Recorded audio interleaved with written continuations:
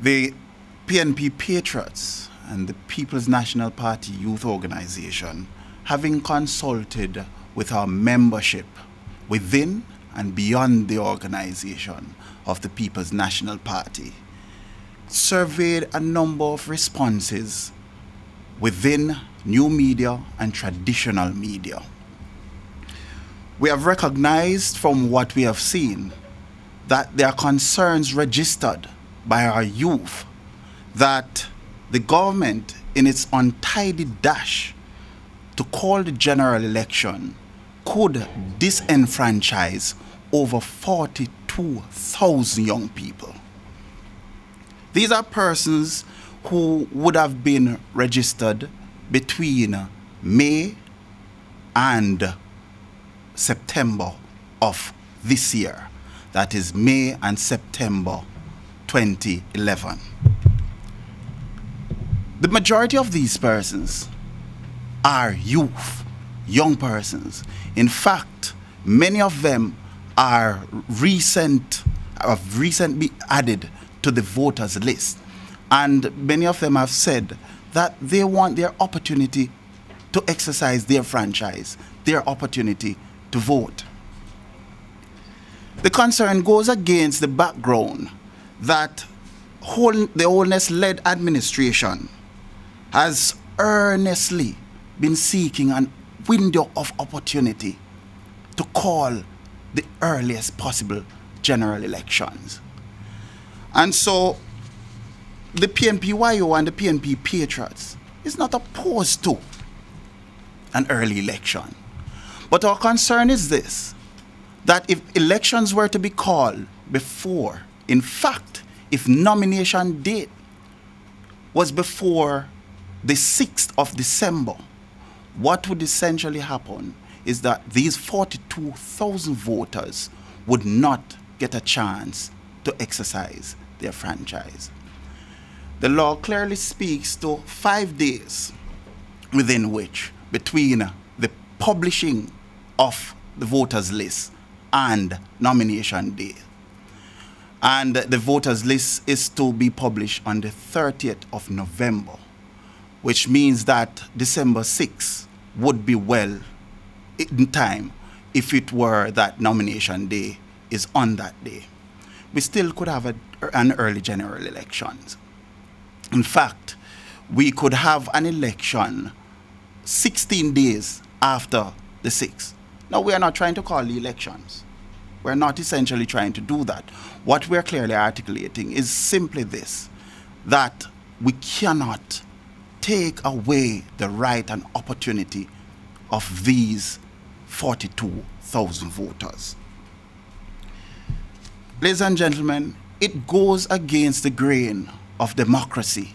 In fact, it is an insult to our first president, Norman Washington Manley, who has fought long and hard for Jamaicans to be able to exercise their franchise. We remind Prime Minister Holness of the following imperatives. Jamaica's maturing democracy is as a result of toil of successive administrations. We have achieved the distinction of having many general elections that are certified free and fair and free from fear. For that standard to be retained, the best electoral technologies and techniques must be available in keeping with the recommendations of the EAC and the EOJ. It is also befitting the very good reputation of Jamaica, and in fact the reputation that we have worldwide with respect to democratic institutions and traditions. Anything therefore outside of this ideal situation, as described by the Director of Elections and the members of the Electoral Advisory Committee, would simply be a travesty. We remind the new Prime Minister that much has been said about promises for change and his newness and what this newness represents. Specifically, that the new Prime Minister can set aside the old approach and act in the interests of the nation first, above party. There could be a good outcome, therefore. In fact, when we really look at it, there could be no good outcome for deliberately disenfranchising over 42,000 Jamaicans. We cannot worry as a government.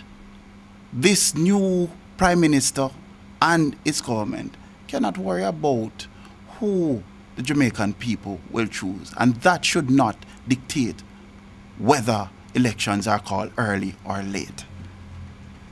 The calls from civil society, and the calls are many, in particular youth or young professionals, members of the tertiary community, or tertiary students, or young entrepreneurs, who have been saying we need a real solution to the challenges that face Jamaica.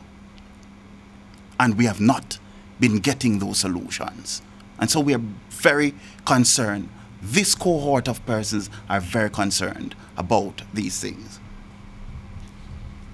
Ladies and gentlemen, we are therefore calling on Mr. Holness to make that bold step forward, to sever any characteristics that resembles the old style of predecessor JLP prime ministers, to call elections ahead of EOJ readiness, and we have seen that in 1983, or before the most appropriate voters list is available.